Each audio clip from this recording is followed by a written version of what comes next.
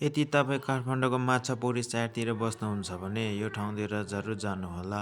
यो ठाउँ चाहिँ एकदमै पिसफुल छ र तपाईँले यहाँतिर रिसोर्ट पनि पाउन सक्नुहुनेछ।